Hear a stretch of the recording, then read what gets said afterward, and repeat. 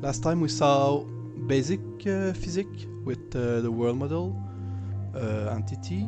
Now we'll check how to make constraint, and we'll start with the Hinge constraint. So I have here this object and I added like a panel on it, and I want this panel to rotate when I shoot it or when it receives like force. So I already have like a world model on it with like all the brushes underneath the world model, which is this panel. The first important thing is that I want this world model to be have the gravity at true and a rigid body to true also. And for its collision I just set to OBB, which is a box. And then what I want is to, for better organization, I will add my object at the center. So select world model and then Shift X to put a marker at the center, and I will create a new object which is called it's a physic. I think it's called Constraint, right? Yeah. So it's called Constraint Hinge, and there's two of them, and we'll check about Constraint Hinge, the first one. So what a hinge is, you can click on the name like this to know like a description of it, like help. And what a hinge does is, well, it's a hinge, so the object will rotate around the axis, and it's the forward axis, which is the forward axis in this world or editor is from the top windows, it will be top to bottom. That will be the forward axis. If we take a look at this object and we move it out, like just the cube, this is our hinge, which looks just like everything else. If we take a look at it, I can move it on the side, there is a blue line pointing out.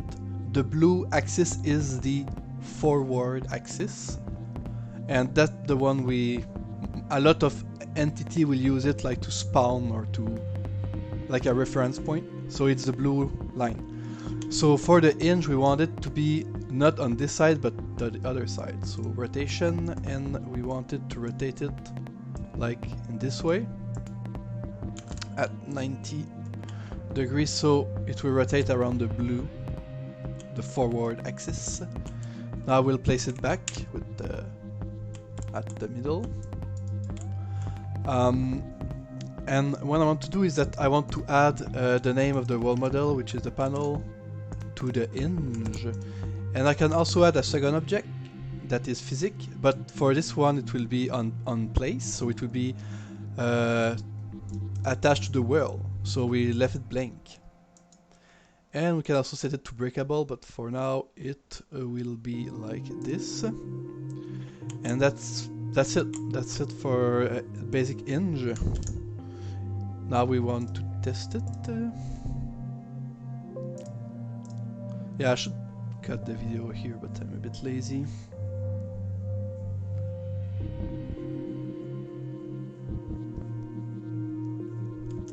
So now if we shoot this, it should move around like this.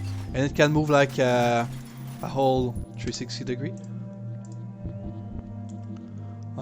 So that's it for the hinge. Now we'll try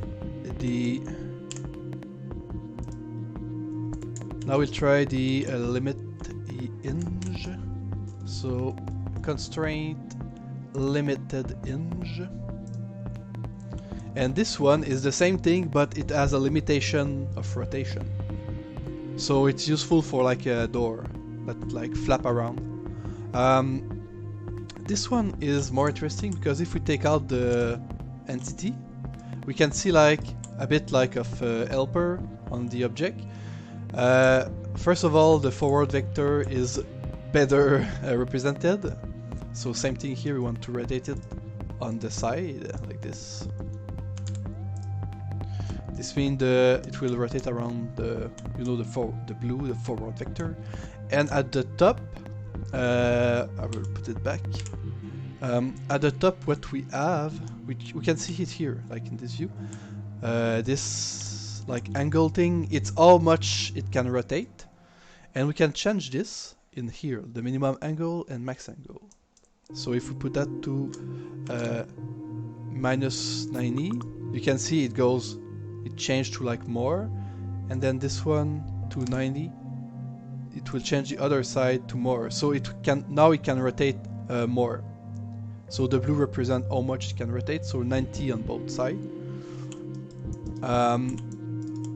And for we can also set friction with this one. So maybe like so that one, and for fun we can also put it to breakable, to true, and the force to break it.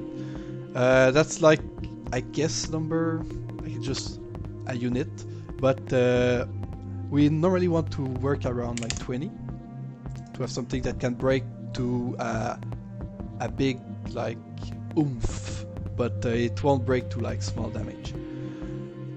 And of course we want to put the name of the object to attach, which is the world model, the name of the panel, same thing. And object number 2, it's nothing because it will be attached to the world, so it will stay in place until it breaks. And I think that's it for the option. We can save and compile the map. And now this one, it will stop at 90 degrees on both sides instead of doing a 360 around.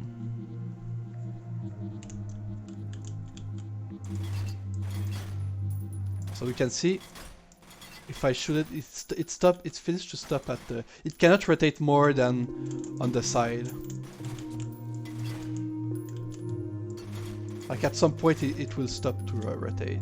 Like it cannot go more than this. And now I think I set it to break. If I use like something stronger like this, it should break. Now you see, it broke the link, and now it's like a normal physics object. Okay, so that's it for this tutorial. We'll see more in the next one, maybe.